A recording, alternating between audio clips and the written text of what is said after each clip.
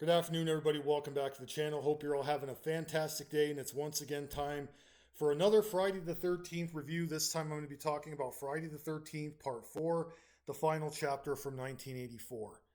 Straight up, this movie has a bit of division among the Friday the 13th fans. Some said it was a misleading film, others liked it. This movie's storyline picks up right away where Part 3 left off.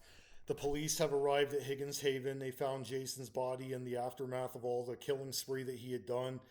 They take him to a nearby morgue and he magically comes to and he kills the coroners and the people there before setting his sights yet again on Crystal Lake, most notably the Jarvis family and a group of vacationers that are staying right by the Jarvis family. And similar to part three, Jason shows up and he basically starts going after everybody there. And he sets his sights on the two remaining people, that being a young Tommy Jarvis, who's played by Corey Feldman, and his older sister, Trish, who's played by Kimberly Beck. Now, this movie was basically yet again to be the end of Jason. This was not going to bring him back after this movie. The final chapter was to be the end of Jason, not the last Friday the 13th movie ever made. This is something that they frequently get wrong. This movie, it keeps a lot of the atmosphere of the previous three films, but I kind of feel like in this movie it relied a little bit more on blood and guts more than your normal Friday the 13th films generally do. You have some of the most brutal deaths in this movie that I think for its final Jason film, they wanted to go completely out. My favorite kill in this movie was what happened to Crispin Glover's character when he's looking for the corkscrew to the wine bottle and he just yells, "Hey, Ted, where's the corkscrew?" And Jason just manages to stab him in the hand. He turns around and he gets the cleaver right to the head and he's just kind of like twitching when it happens. It's such a fast, gruesome kill. Um, Ted White as Jason, I think he was more menacing and more believable in terms of making Jason this more bigger threat. Not that the other Jason actors were actually that bad, but Ted White is more menacing than Richard Brooker and even Steve Daskowitz and Warrington Gillette in every way possible. But I also read that apparently that he was threatening to quit the movie because the scene where the girl goes out onto the raft before Jason kills her, it turns out that there was actually a cold front that went through when they were filming it, and she had contracted hypothermia, and she was so cold she couldn't get through the scene, and she broke into tears. And Joseph Zito, the director, was told by Ted White that if the scene was basically not altered to where she's not in there for a long period of time, that he was threatening to quit. And apparently there was some tension between the stuntman who played Jason and the director of this movie. And this movie also, again, copies from part three. They're not camp counselors, clearly, they're just vacationers coming, and Jason goes after them. I mean, there are okay moments with some of these characters. They're actually a little bit more likable than the ones in part three. I do, however, think Jason's death in this was the most gruesome ever. It was to be the last time we see Jason as the deformed human killer, because after this, we know he does come back as a zombie after part five.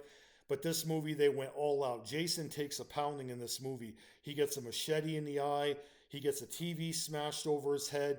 He basically is just getting up after all this stuff. And it shows for a human killer at the time that he still had the ability to take a lot of pain. And it shows that he really was almost similar to the zombie version of Jason. Like he was able to take more thresholds of pain that your normal killers that are human would not be able to take. I think another cool stunt in this movie is when Trish was trying to get away from Jason in the neighbor's house and she goes busting through that window in slow motion, falls over and hits the ground. It was just such an insane stunt. And Jason's just watching from above and he realizes that she's alive.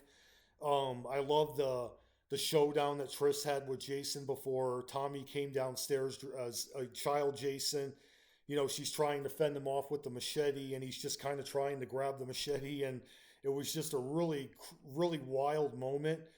I kind of didn't like Tommy Jarvis dressing up as Jason. I don't think that was even necessary. But again, they copied from part two where Jason was distracted by something of his past, only this time it was a child Jason. And Jason got distracted, which allowed Trish to knock the mask off his face. And he starts moving towards her, and then Tommy grabs the machete, hits him right in the eye, and his body falls over. His head goes right down the blade like that, and then he sees Jason still moving, and then he just starts macheting him endlessly, saying, "Die, die." And they show them at the hospital, the scene where Tommy's hugging his sister, and the blanked expression he shows, and they phase out. And obviously, the next movie had to do a lot more with Tommy Jarvis.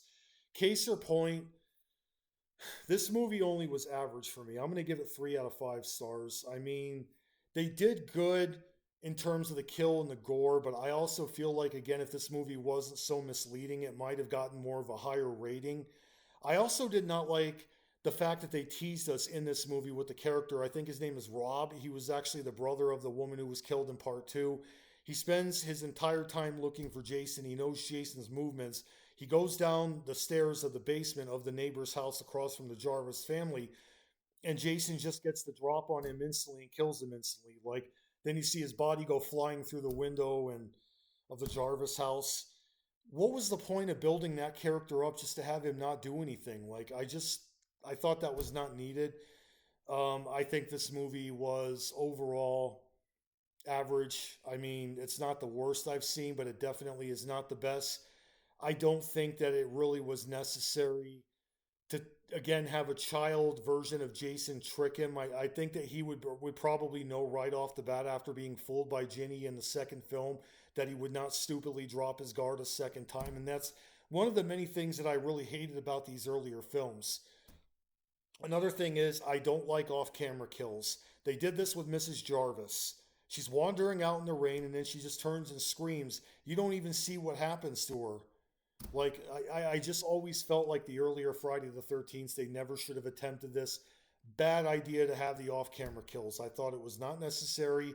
They should have never done it, but, they actually moved away from that in the later films. But this movie, again, 3 out of 5 stars. The final chapter. I mean, it's still good, but it's not the best movie I ever saw. So that's my take on it.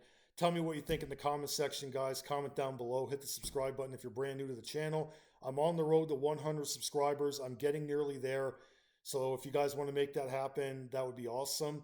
I'll talk to you guys later, and thanks again for watching.